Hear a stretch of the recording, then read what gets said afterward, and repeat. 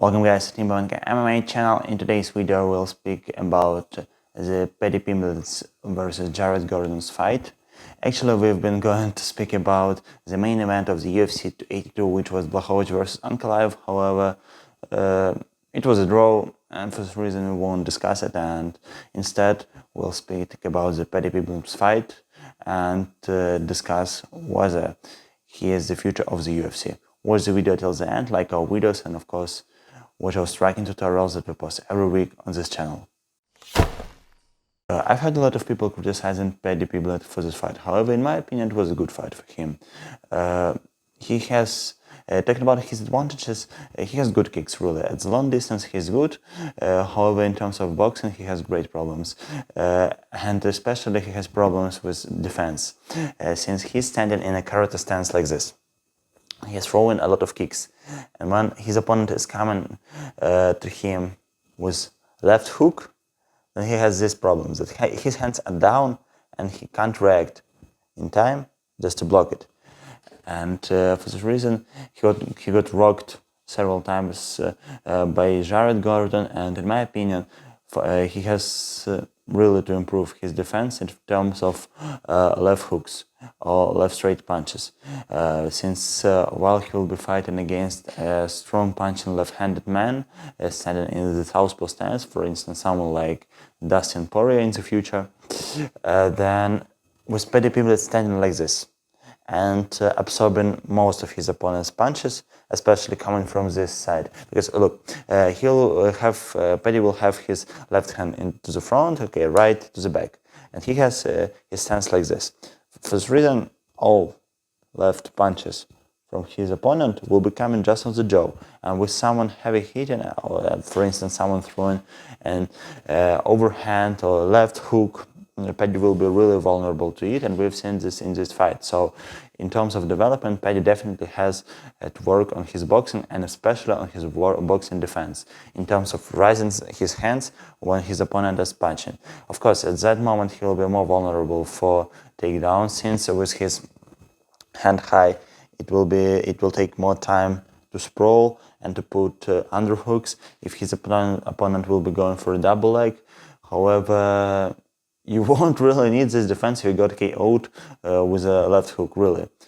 Paddy should definitely work on this. However, his kicks are good, and his punches are also, they're not bad. However, in his place I would have improved them, really. He has space for development in this area.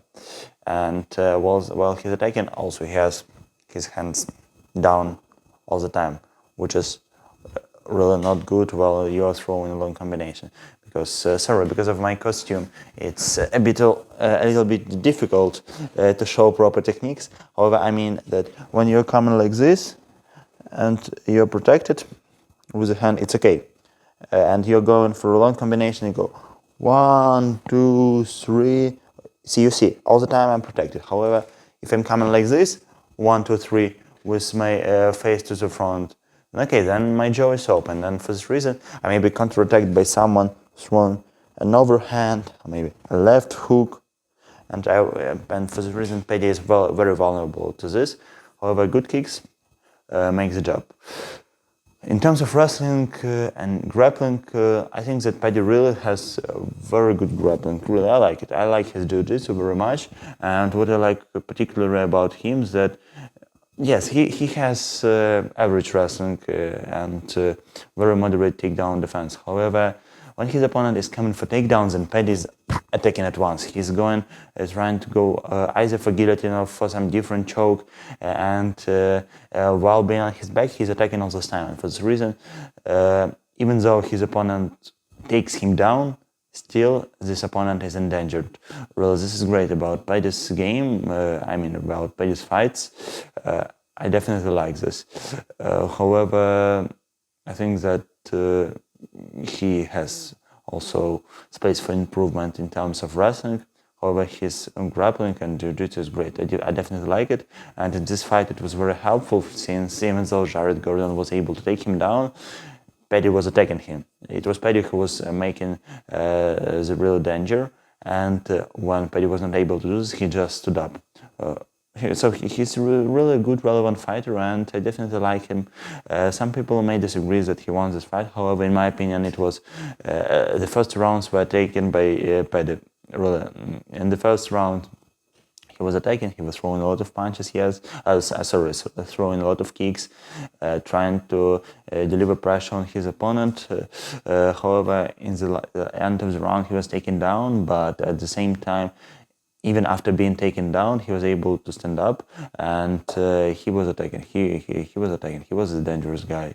And the same situation was in the second round. Yes, here Jared Gordon was more active throughout 4 minutes of the round. However, in the last minute, it was Paddy who delivered great punches, and it was Paddy who was in the attack and endangering his opponent with a KO. So I think in terms of MMA, the last minute of the round is the most important when we are talking about the scorecards, and this is nothing new. This is nothing new, since if you may be losing for 4 minutes of the round, however, in the last minute you really explode, you attack, and you endanger your opponent, you will win the round, really, because takedowns and last minute activity, really, this is what makes the job in MMA. Of course, he lost the third round, there is no doubt, but overall I think that Paddy won this fight. In terms of his future, I think that really he is the future UFC star if he keeps working, and he has really to work systematically, to continue working, because he's only 27, almost 28 years old. So I guess he's only 4 years old, senior than me, but he's already a UFC star, and that's great, really. I have to work on this as well. But I mean that some people say, oh, Paddy is not at the championship level right now. Yes, he's not, but he's only almost 28 years old, and he still has around 6 years to develop his game, to develop his fighting style. Sorry, this is not game, this is fighting. And that's a lot of time. Really, he won a lot of fights, and some people say, oh, he is just a bubble, there is no value into him, but no, that's not the truth. He's really a good fighter, and of course he has a lot of space for development. He has to work on his boxing, on his wrestling, and so on and so on, but overall he's good. Really, at the age of 27, I think he's a great fighter for this age, but still, in order to become like a UFC top 5 fighter, like becoming the champion, he still has to work a lot for the next 4 or 5 years. I don't know. I think maybe in 3 years he will be at the championship level, but not right now. And there is nothing bad into it. Islam Makhachev is senior than him. Dustin Poirier, Justin Gaethje, Michael Chandler, and anyone else also were above his age. So he's only 27 years old, almost 28, but he's developing and he's doing his job great. And I think in terms of social media, he's a great guy, really.